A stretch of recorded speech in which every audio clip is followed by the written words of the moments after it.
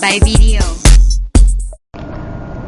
2009 will truly be an exciting year of rock as MTV Philippines and Smart bring back the most awaited concert of the Razorheads on stage. Deemed as the Beatle of the Philippines, Eli Buendia, Raymond Marasigan, Buddy Sabala, and Marcos Adoro express how they feel about their upcoming concert.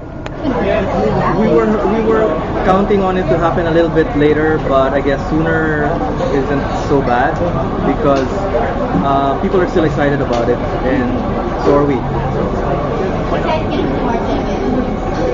Excited na ako mag-rehearse. Tsaka malaman ng set list. Kasi pag-usapan pa lang namin. Song. Tsaka yung concept. Exciting talaga. Did you expect it to be this small? Diba dati sabi na yung wala yung ngayon March na? I'd rather have it sooner than later. Para nandun pa yung, nandun pa yung excitement ng lahat. Well, almost the same people are setting this up, so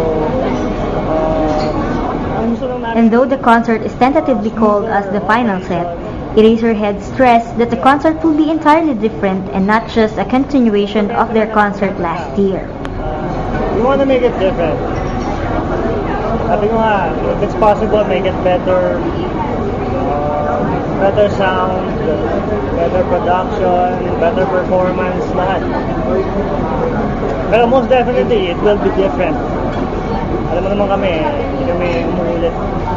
We're planning on, as soon as we get up on stage, we're playing the 16th song. Then, no, I'm kidding. This is going to be a totally different show. We're planning to, we hope to play something like 20-something songs. And we hope everybody can come and watch because it only gets better, it only gets more fun when people are there. So just to clarify, it's not just the second set you're playing? No. It's a different show. A totally different show. Buendia is also confident that he is in good condition and is hoping that this time they will finish the concert.